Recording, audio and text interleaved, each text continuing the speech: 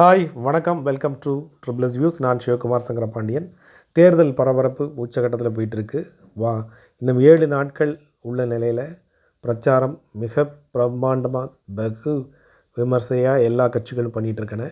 இந்த நேரத்தில் நம்ம என்டிஏ கூட்டணியில் இருக்கக்கூடிய முன்னாள் மாநில தலைவர் அண்ணாமலை அவர்களுடைய பிரச்சாரத்தை பற்றி தான் பேசுகிறோம். அனைத்து மக்களாலும் உற்று நோக்கப்படக்கூடிய அவருடைய பேச்சுக்கள் அப்படிங்கிற மாதிரி தான் இருக்குது. ஒவ்வொரு தலைவர்களும் அவருக்கு எதிரான ஒரு ஸ்டேட்மெண்ட்டை விடுறதும் அதுக்கு அவர் டெய்லி ரிப்ளை கொடுக்கறதுமா நிறைய சம்பவங்கள் போயிட்டுருக்கு. உண்மையில் ஒவ்வொருத்தரும் ஒவ்வொரு ஸ்ட்ராட்டஜியில் பண்ணுறாங்க. இன்றைக்கி திமுகவை பொறுத்தவரையில் அவங்க மத்திய அரசு உள்ளே வந்துடும், மத்திய அரசில் நமக்கு மத்திய அரசு என்னென்ன இடைஞ்சல்கள் கொடுக்காங்க, நம்மளுடைய திட்டங்களை நிறைவேற்ற முடியாமல் பண்ணுறாங்க.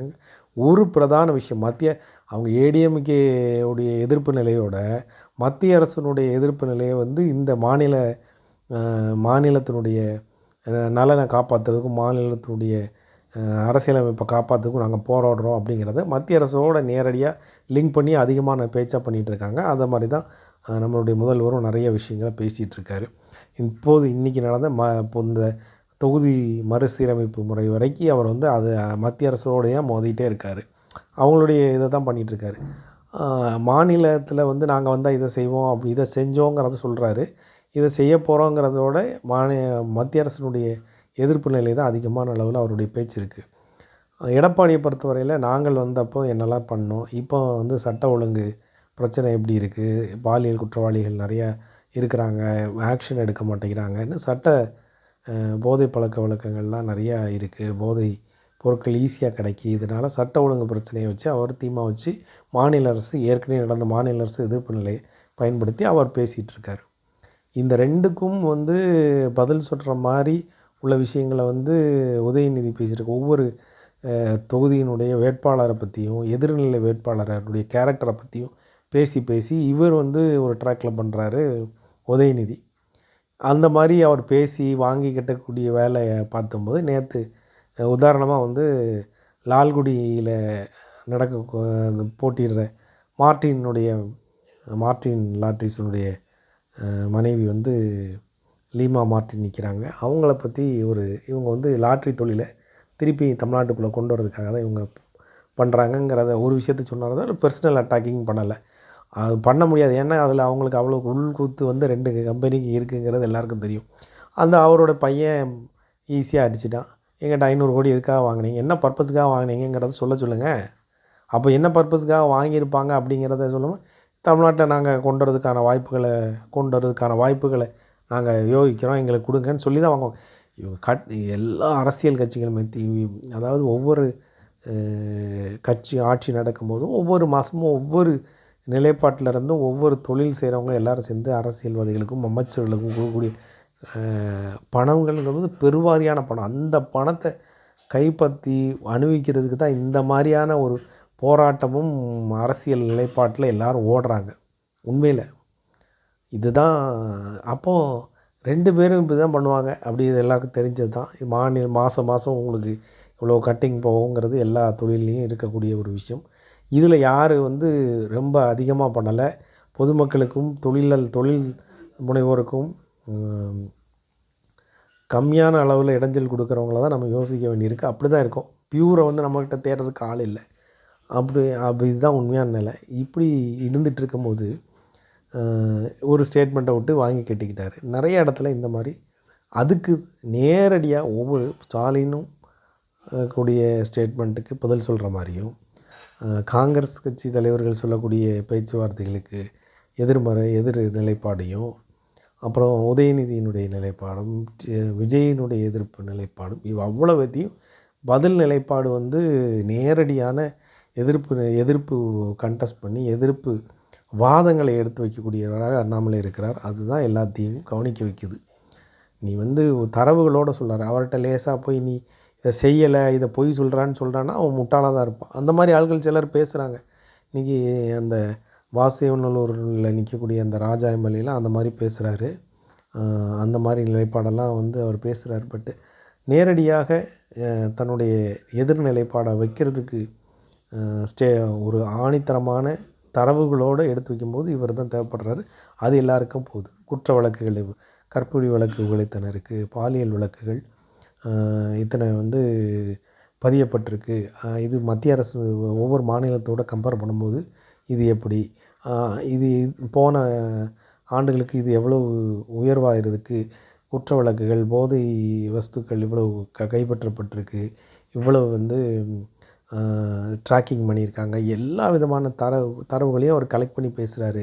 காவல்துறையினுடைய தலைவர்களுடைய காவல்துறை டிஜிபி அப்பாயின்மெண்ட்டு, காவல்துறையில் என்னென்ன படிநிலைகளில் என்னென்ன பிரச்சனைகள் இருக்குது, ஆர்டர் போடுறதுல என்ன பிரச்சனைகள் இருக்குது, சட்டம் ஒழுங்கை காப்பாற்றுறதுக்கு என்ன மாதிரியான ஒரு முடிவு எடுக்கிறதுக்கு இவங்க தயங்குறாங்க. எல்லாத்தையும் அவர் நடந்த சம்பவத்தை அப்படியே தெளிவாக சொல்கிறாரு. இது மக்களுக்கு போய் ரீச் ஆகுது. அது போக தலைவருடைய பின்னணி, எதிராணிக்கு அந்தந்த தலைவர்கள், அவர் கேன்வாஸ் பண்ணுற தலைவருக்கு எதிர்நிலையில் உள்ளக்கூடிய தலைவர்கள் சொல்லக்கூடிய ஸ்டேட்மெண்ட்லேருந்து எடுத்து பேசுகிறாரு. அவருடைய முன்னணி பின்னணி எல்லாத்தையும் பேசுகிறார். உதாரணத்துக்கு மதுரையில் சுந்தர் சிக்கே தெரியக்கூடிய படித்த மாமேதை நம்ம தியாகராஜன் அவர்கள் வந்து உண்மையிலே பிடிஆர் வந்து ரொம்ப கேவலமாக பேசிகிட்ருக்காரு.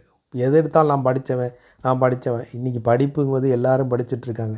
அவர் பெரிய குடும்பத்தில் பிறந்தாருங்கிற ஒரு விஷயம் 3 தலைமுறையாக ஏதோ ஒரு ஜமீன் பரம்பரையில் இருந்து ஒரு விஷயத்தை திருப்பி சொல்லும்போது, நாங்கள்லாம் வந்து பெரிய ஆள், நீங்கள்லாம் சின்ன ஆளுங்கிறத திருப்பி அவர் சொல்கிற மாதிரி தான் அவருடைய நிலைப்பாடு வந்து ஒவ்வொரு இடத்துலையும். நான் படித்தவன், அவர் போன பேங்கெல்லாம் திவாலாகி போனதுங்கிறது எல்லாருக்கும் தரவுகளோடு இருக்குது.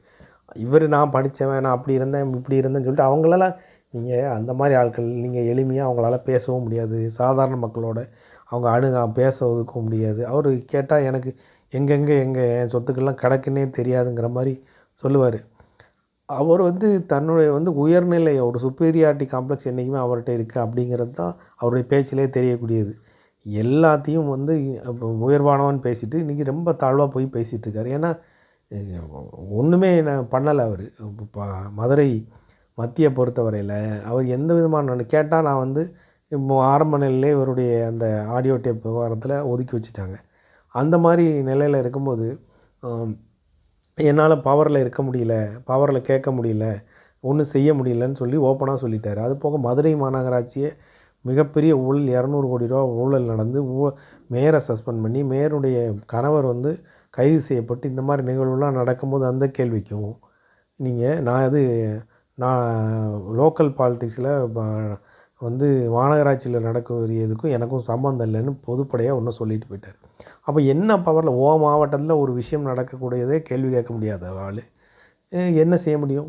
மூர்த்தியை பொறுத்தவரையில் அவர் ஊழலுடைய உச்சக்கட்டத்தில் இருக்கக்கூடிய ஒரு மன்னன்.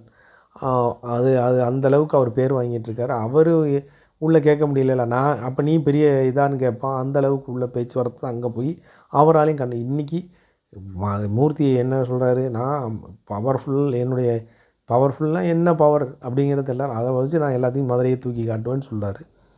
சுந்தர்சி அதுக்கு தகுந்த மாதிரி எதிரடியே பக்கத்தில் 2 அசிஸ்டண்ட் இருக்காங்க, 2 பேர் வந்து பிடிஆருடைய அசிஸ்டண்ட் 2 பேரை சொல்லி அவங்களே வந்து ஜெயிலில் இருக்காங்க இன்றைக்கி. அவர் ஸ்டேட்மெண்ட்டு அவரை முதல்ல காப்பாற்ற சொல்லுங்கள். இவரை வந்து கலை கூத்தாடி சினிமா சங்கி என்னெல்லாமோ சொல்கிறாரு அந்த படித்த மனுஷன். திருப்பி படித்த மனுஷன் சொல்லிட்டு இந்தியாவினுடைய மிகப்பெரிய குப்பை நகரமாக 2 அமைச்சர் இருக்கக்கூடிய ஒரு நகரத்தை வச்சுருக்காங்கங்கிறது தான் உண்மையான நிலை. மக்களும் புரிஞ்சுக்கணும். இது வந்து நிர்வாகத்தில் இருக்கக்கூடியவங்களும் ஆசைப்பட்டு அந்த ஊரை டெவலப் பண்ணணும்னு நினச்சா தான் அந்த ஊரை டெவலப் பண்ண முடியும். எனக்கு கிடைச்சா போதுங்கிற மாதிரி இருந்ததுன்னா அது எந்த நிலைப்பாடும் கிடைக்கிறதுக்கான வாய்ப்பு இல்லைன்னு தான் நினைக்கிறேன். இந்த நிலையில் அண்ணாமலையுடைய பேச்சு எல்லாருடைய தரவுகளோடு சொல்லும்போது மக்கள் கூடுற கூட்டம் ஒவ்வொரு இடத்துலையும் இன்றைக்கி அண்ணா திராவிட முன்னேற்ற கழகத்தினுடைய அனைத்து தொண்டர்களும் அண்ணாமலையுடைய கேன்வாசிங் வேணுங்கிற மாதிரி எல்லாருமே சொல்ல ஆரம்பிச்சிட்டாங்க. உண்மையில் வந்து ஆரம்பத்தில் எடப்பாடிக்கும் அவருக்கும் உள்ள உரசல்கள் போன இடத்துல இதெல்லாம் சொல்லிட்டு எடப்பாடி கடுமையான ஒரு கிளவரான முடிவு எடுத்து உண்மையில் இவருடைய தேவை நமக்கு இருக்குது. அது முதல்ல இந்த முக்கியத்துவம் சொன்னது வந்து நம்மளுடைய எஸ்பி வேலுமணி தான். கோவை நகரத்தில் பிஜேபியினுடைய உதவி இல்லாமல் நம்ம ஜெயிக்க முடியாதுங்கிறது முடிவு எடுத்து கண்டிப்பாக இந்த கூட்டணி அமையணும். இதை வந்து பிரச்சாரத்துக்கு வந்து உண்மையில் எஸ்பி வேலுமணி வந்து அண்ணாமலையை கூட்டிகிட்டு போய் இப்போ வேட்புமனு தாக்கல் பண்ணார். அதெல்லாம் மிகப்பெரிய ஒரு விஷயம். அதெல்லாம் வந்து அவர் காரியத்தோடு பண்ணது. அந்த அளவுக்கு இங்கே முக்கியத்துவம் தேவைப்படுது. அதுதான் இன்றைக்கி எல்லா எண்ணிய கிட்டத்தட்ட எல்லா வேட்பாளரும் அவருடைய வருகைக்காக அவருடைய பிரச்சாரத்துக்காக இன்றைக்கி வெயிட்டிங் பண்ணி டேட் கேட்டுட்ருக்காங்க. அதுதான் உண்மை. அவருக்கு மத்திய பாரதிய ஜனதா கட்சியும் முழு கட்சியின் சார்பாக அவருக்கு ஒரு தனி ஹெலிகாப்டரை கொடுத்து டெய்லி கோயம்புத்தூர்லேருந்து காலையிலேருந்து போயிட்டு வாங்க அப்படிங்கிற மாதிரி சொல்லி அனுப்பிச்சி விட்டாங்க. ஒரு தலைவனுக்கு வந்து என்னெல்லாமோ புறக்கணிக்கப்பட்ட விஷயங்கள் நடந்துச்சு, சீட் கிடைக்கல அப்படிங்கிறத ஒரு விஷயம் நிலைப்படுத்தினாலும் இன்றைக்கி அவருடைய முக்கியத்துவத்தை வந்து ஊர் முழுக்க தமிழ்நாடு முழுக்க விதைச்சி தள்ளிகிட்டு இருக்கார். அதுதான் உண்மை.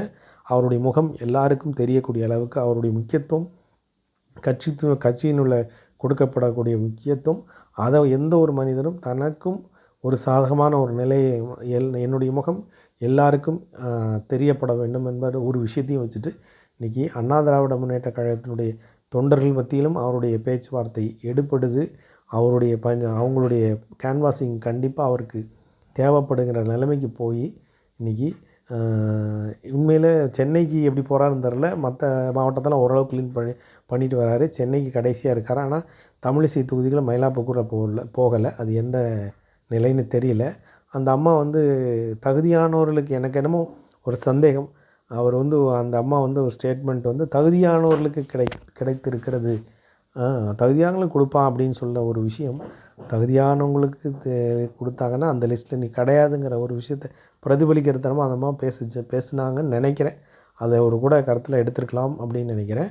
உண்மையில் ஆனால் கட்சியை மீறி அவர் ஒர்க் பண்ணுவார், அதில் சந்தேகமே கிடையாது. இன்றைக்கி அந்தளவுக்கு ஒர்க் பண்ணிகிட்ருக்காரு. தன்னுடைய எல்லா விதமான ஓய்வின்றி போயிட்டுருக்கார். அந்தளவுக்கு அவருடைய பிரச்சாரம் இன்றைக்கி மிகப்பெரிய அளவில் மக்கள் கூடும் இடமாக அவரை பற்றியே இன்றைக்கி ஏடிஎம்கே வேட்பாளர் வந்து பற்றி பேசாமல் அவர் வந்து பிரச்சாரம் பண்ணதுக்கப்புறம் இவர் சொன்ன விஷயத்தை பற்றி தான் எதிர்நிலை திமுக வேட்பாளர்கள் பேசிகிட்டு இருக்காங்க. அண்ணாமலை வந்து இப்படி சொல்லிட்டாரு, அது போய் அண்ணாமலை இப்படி பண்ணுறாரு, அதை இப்படி பண்ணுறாருன்னு அவருடைய பேச்சு மீடியாக்களும் சரி, மீடியாவுடைய அவ்வளவு கழுகு பார்வைகளும் வந்து அவர் மேலே போயிட்டுருக்குங்கிறது தான் உண்மை. அண்ணாமலையுடைய முக்கியத்துவம், அண்ணாமலையுடைய பிரச்சாரமும் இந்த எலெக்ஷனில் மிகப்பெரிய ஒரு தாக்கத்தை படுத்தும் எல்லா மக்களாலும், எல்லா கட்சி பாரபட்சமின்றி எல்லா மக்களாலும் அவருடைய ஈவன் வந்து டிஎம்கேவுடைய ஆட்களும் அதை பார்த்துட்டு எதிர் கமெண்ட் போடுவாங்க. ஆனாலும் அவருடைய அந்த பிரச்சார யுக்திகள், பிரச்சாரத்தை எல்லாரும் உற்று நோக்குகிறார்கள் என்பது தான் உண்மை. இதுதான் அண்ணாமலை பெற்ற சிறப்பும் அவரை நோக்கி வரவழைக்கிறதுக்கான அவருடைய திறமையும் தான் உண்மை. வரும் விஷயம் எலெக்ஷனில் எந்த மாதிரி ரியாக்ட் ஆகுதுங்கிறத நம்ம பொறுத்திருந்து பார்ப்போம். அண்ணாமலை உண்மையில் ஒரு கிரேட்டான ஒரு லீடருங்கிறத இன்னொரு தடவை ப்ரூஃப் பண்ணிட்டார். மத்திய அரசும் மாநில பிஜேபியும் அவரை எந்த இடத்துல வைக்கணுங்கிறத அவங்க தான் முடிவு பண்ணணும். அவர்கள் கையில் தான் அந்த சிறப்பு. அடுத்த நிலைப்பாட்டில் சந்திப்போம். நன்றி, வணக்கம், ஜெய்ஹிந்த்.